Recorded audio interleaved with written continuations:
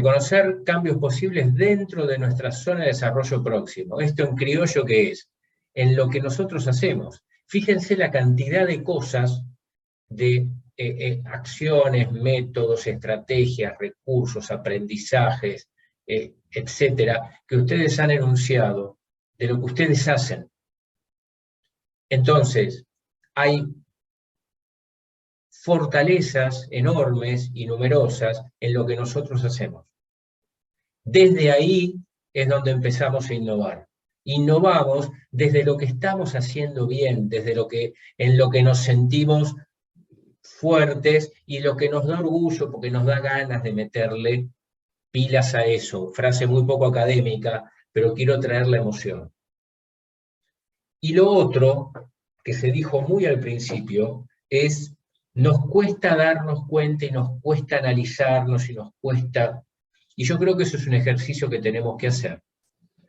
No para darnos con un palo, no para vanagloriarnos, me fui al otro extremo, ni para decir somos perfectos ni somos muy malos, sino para comprender en qué aspectos tenemos oportunidad de mejorar, de nutrirnos de un colega que nos da una fortaleza que quizás nosotros no tenemos tan desarrollada. Es decir, reconocer que tenemos cambios posibles dentro de nuestra zona de desarrollo próximo y que tenemos la necesidad de hacer este ejercicio de introspección, como se dijo, y de análisis profundo y real de nuestra práctica docente. Cuando digo real, es ver nuestra práctica docente no como lo que queremos que sea, sino como lo que es. Entonces, este ejercicio pretende traer la innovación a nuestro espacio. No está allá, no está en el MIT, o vayan a saber en qué lugares. Está acá, en lo que hacemos nosotros. Mañana podemos poner un pequeño cambio en algún lugar si lo vemos, ¿sí? Esto de qué quisiera cambiar en mi institución o asignatura. Darme cuenta de que, mirá, esto nunca anduvo bien, acá siempre, los últimos tiempos veo que no aprenden o que no terminan de aprender. Bueno, realmente analizarnos y desde ahí empezar a trabajar. Bien, había finalizado la presentación anterior, cuando hablábamos de esta necesidad de articular lo que es planificación, comunicación, colaboración y evaluación. Vamos a dar un paso más. Tomemos el tema de planificación. Planificación cuando queremos aplicar el enfoque basado en competencias. Decimos que la planificación, y ustedes lo han dicho, un grupo lo ha dicho, es la bajada del plan de estudio al aula. Creo que lo dijeron con estas palabras. La frase que está en la diapositiva es: la planificación es lo que sucede entre el plan de estudios y el aprendizaje. Ya hemos visto que el plan de estudios se define a nivel de institución, la asignatura es el ejercicio del docente, y el aprendizaje es lo que sucede en los estudiantes. Y todo esto está atravesado, puede estar atravesado por el enfoque basado en competencias. De manera que a nivel plan de estudios se establecen las competencias de cada espacio curricular y se debería poder conocer en qué medida éstas se alcanzan, se desarrollan. A nivel asignatura, como dijimos, se establecen los resultados de aprendizaje y las estrategias didácticas para alcanzarlos. Y los aprendizajes promueven en los estudiantes el desarrollo de autonomía, autorregulación, ética, comunicación, colaboración. Traje esas competencias que decíamos o que enunciábamos de distintos estudios, incluyendo el del Ministerio de Educación de la Nación de Argentina, de qué competencias deberían desarrollar nuestros estudiantes. Siempre con esto presente, tener claro a qué lugar queremos llegar. El objetivo puede definir con claridad mayor o menor lo que queremos hacer, no necesariamente al lugar que queremos llegar. Entonces vamos a ver de qué manera, y menos los contenidos sin duda, de qué manera un método, un modelo que nos permita planificar teniendo en cuenta el lugar, los aprendizajes a los cuales queremos llegar, que queremos que desarrollen nuestros estudiantes. y nuestros estudiantes. Entonces aparece el concepto de diseño inverso. El diseño inverso es bastante difundido en este momento, o está bastante conversado, está definido en este libro que les mencionaba antes, y a diferencia del método tradicional de planificación, que simplemente porque me conviene para lo que tengo que decir, me voy a quedar con lo que decía María Fernanda, que es los contenidos. El diseño inverso lo que propone es justamente el abordaje invertido de lo que habitualmente hacemos para planificar nuestras asignaturas. El diseño inverso lo que propone es la planificación en base a 3 elementos. El primero, los objetivos o resultados de aprendizaje. Es decir, identificar los resultados de aprendizaje a los cuales queremos llegar. No son grandes declaraciones que quedan, no deberían ser grandes declaraciones que quedan en una planificación. Son resultados concretos, resultados de aprendizaje concretos. Mañana vamos a estar hablando en concreto y bien definido qué es y cómo definir y cómo se relaciona los resultados de aprendizaje con la evaluación. Entonces, el primer elemento del diseño invertido, o lo primero que hacemos, es decir, qué aprendizajes queremos que tengan nuestros estudiantes y enunciarlos. Lo segundo, determinar qué evidencias vamos a considerar aceptables como método o como recurso para verificar que esos resultados de aprendizaje se han alcanzado y en qué medida. Recordemos que estamos hablando de resultados de aprendizaje, no necesariamente, lo voy a decir entre comillas, que aprendan la tabla del 4, si bien ese pudiera ser algún tipo de resultado de aprendizaje. Entonces, primero, resultados de aprendizaje. Segundo, ¿qué evidencias voy a considerar aceptables? Por lo tanto, el segundo paso es determinar cómo voy a evaluar esos resultados de aprendizaje. El tercer paso es diseñar las actividades, es decir, planificar las actividades de aprendizaje. Aquí entra todo lo que es las estrategias que usar, el aprendizaje basado en proyectos, la transversalidad, etcétera, lo que ya mencionaban ustedes, es decir, las actividades que voy a hacer para alcanzar estos resultados de aprendizaje que yo me propuse, y los contenidos que voy a desarrollar para que mis estudiantes puedan realizar esas actividades. Este es el concepto de diseño inverso, y es un concepto que está creado o está definido para enfocarse en el desarrollo de competencias. De manera que si este diseño inverso lo aplicamos a una asignatura, a una unidad o incluso a una clase, el recorrido sería este.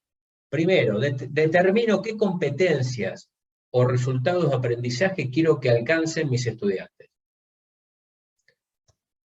Segundo, defino de qué manera me voy a dar cuenta que alcanzaron estos resultados de aprendizaje.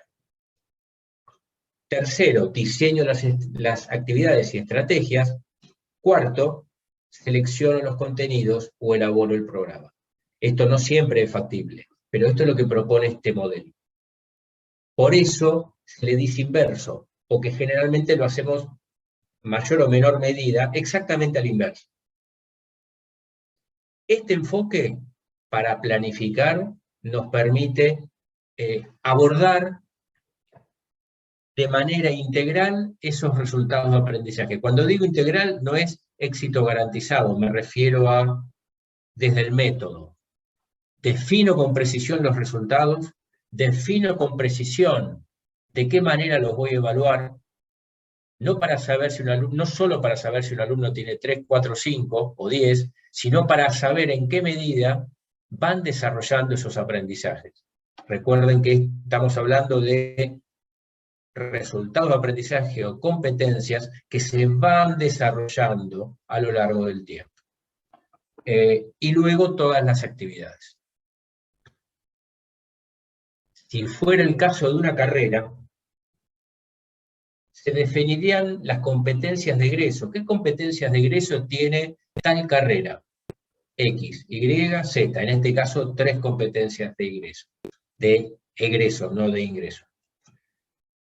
Y se diseña el plan de estudio para que cada asignatura tribute, como decíamos, contribuya al desarrollo progresivo de esas competencias de egreso. Por eso van a ver que en el primer nivel hay 2 competencias que contribuyen al desarrollo de la competencia 1, 2 asignaturas, quise decir, que contribuyen al desarrollo de la competencia 1, uno a la competencia 2 y otra asignatura a la competencia 3, y así se van distribuyendo a lo largo de los distintos niveles de la carrera. De manera que al finalizar, y si pude ir teniendo las evidencias disponibles, es decir, poder verificar que en cada asignatura efectivamente se iban cumpliendo, puedo acreditar que estas competencias de egreso se han desarrollado en los estudiantes. Por eso, e incluso en los sistemas de aprendizaje, en los campus virtuales, que implementan el sistema de competencias, se habla de planes de aprendizaje, que es ese mapa de competencias que el estudiante o el estudiante tiene que desarrollar a lo largo del tiempo. Entonces, aquí aplicamos el mismo concepto de diseño inverso. Ahora, ¿cómo abordamos la cuestión de los contenidos? Y Edgardo, por ahí dijo una frase que me pareció muy interesante. La pandemia nos hizo mirar toda nuestra práctica de manera distinta, y se refirió puntualmente a los contenidos, y dijo, por ahí algún contenido, revisar los contenidos, quizás algún contenido, y no me acuerdo su frase, no quiero decir palabras que él no dijo, pero como que algunos contenidos podrían tomar un carácter distinto. Y aquí tenemos en pantalla un criterio o un método para abordar la cuestión de los contenidos, pensando en competencias y pensando en priorizar esos contenidos que contribuyan a las competencias. Entonces, en el libro Understanding by Design, se plantea este gráfico, esto es una adaptación porque el gráfico está en inglés, donde se plantean 3 tipos de contenidos, o 3 dimensiones de contenidos. La primera dimensión, que es el círculo más pequeño, son las grandes ideas, los aprendizajes principales, lo que se denomina o lo que está planteado por estos autores como conocimiento perdurable. Es el núcleo del tema. Es aquello que necesita ser descubierto, trabajado, reflexionado por los estudiantes a través de nuestra ayuda como docentes y de nuestras estrategias, y hacen que esos conocimientos sean entendibles, útiles y transferibles, o sea, que se puedan aplicar en otros conceptos. Después tenemos otra dimensión de contenidos, que es el segundo círculo, aquello que es importante de saber o saber hacer. Entonces son conocimientos, habilidades, conceptos que tienen el poder de conexión y transferencia, tanto en la unidad como con otras en la unidad temáticas. Esto está traducido del libro, ¿no es cierto? Como con otras unidades de estudio de la asignatura u otras asignaturas.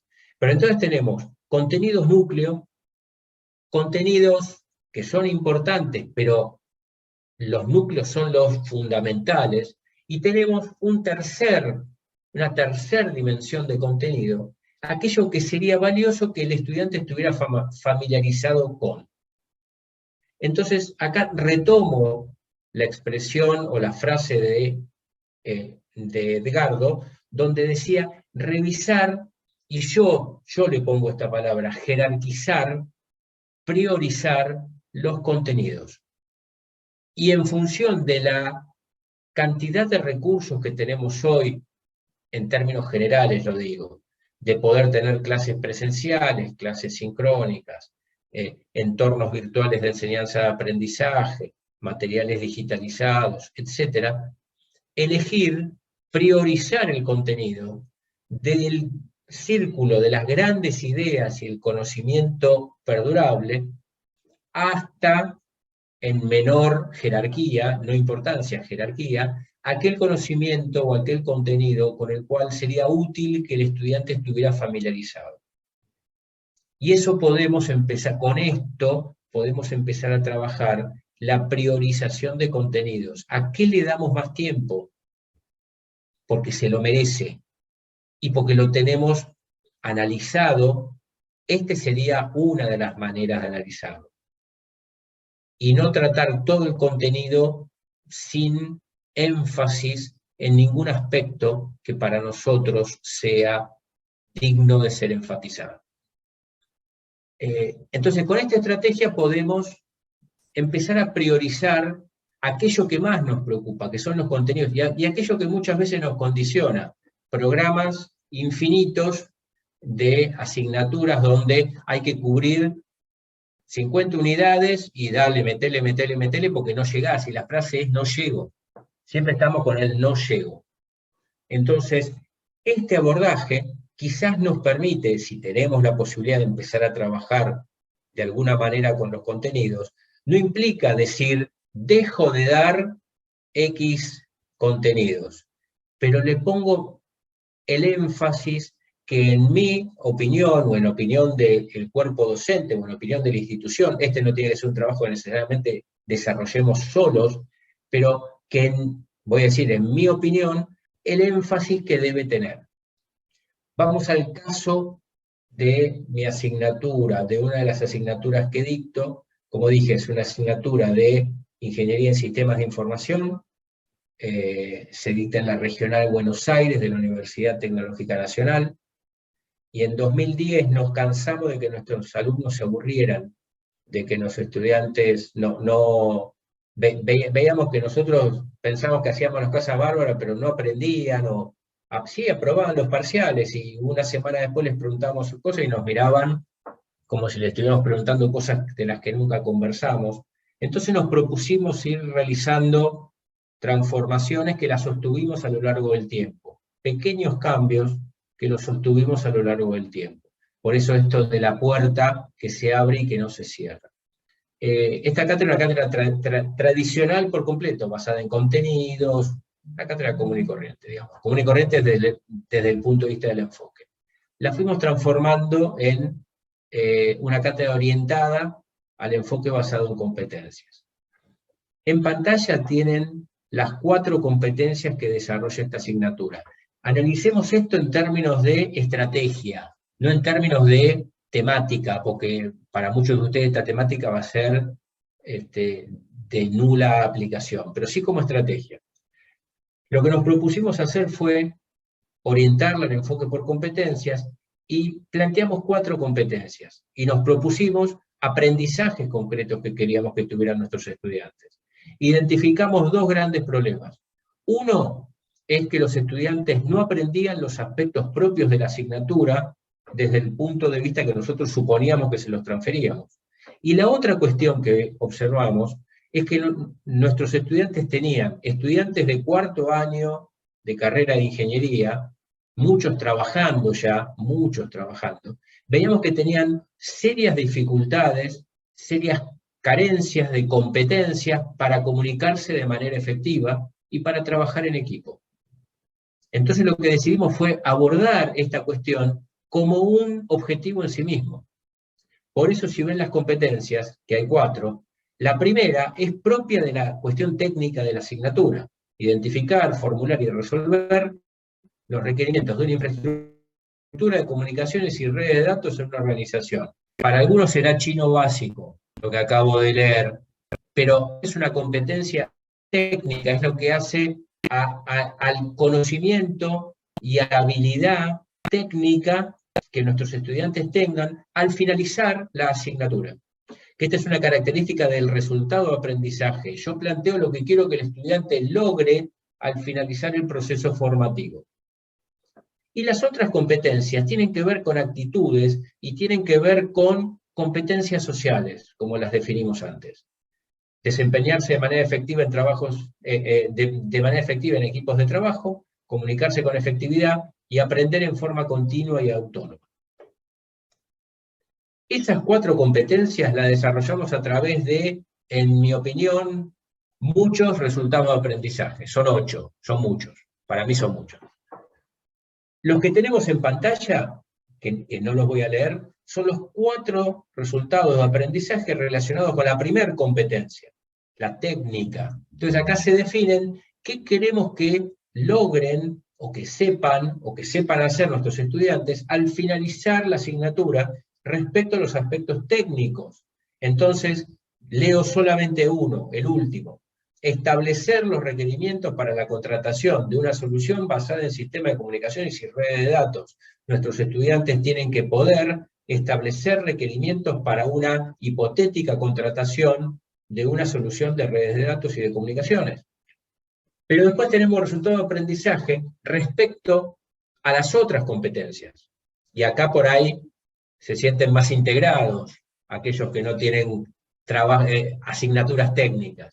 Entonces, también tenemos como resultado de aprendizaje que nuestros estudiantes se comuniquen efectivamente con profesionales de esta área, ¿no? De esta área de conocimiento y otras áreas de conocimiento. Trabajar en equipo y lidiar satisfactoriamente con los conflictos. Actuar con ética y responsabilidad en todo lo que significa el curso y al trabajo en equipo con sus colegas.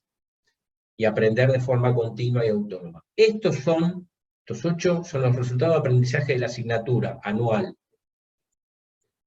Esto nos llevó a definir cómo pensamos evaluar la asignatura a lo largo del proceso. Vale decir que este modelo es el que se aplicó en el 2020 durante la pandemia, que obviamente fue un reacomodo para muchos. Entonces, lo que tenemos aquí son las 4 instancias de desarrollo de cada una de las unidades temáticas. Una clase presencial con un enfoque más teórico o de presentación de contenidos, una clase práctica donde aplican los conocimientos, un trabajo de investigación que desarrollan fuera del aula y una clase de exposición. Y esto lo evaluamos de 3 maneras. Evaluación formativa, que es aquella que nos permite, ya hablaremos en detalle, aquella que nos permite saber cómo viene el proceso de aprendizaje. Evaluación sumativa, que es aquella que nos permite conocer cómo se desempeñó en determinada instancia, y utilizamos lo que se denomina evaluación entre pares. Esto de ganar confianza, esto de trabajar en equipo, bueno, promovimos instancias de evaluación entre pares, donde internamente en el grupo y entre grupos se evaluaban respecto a sus producciones.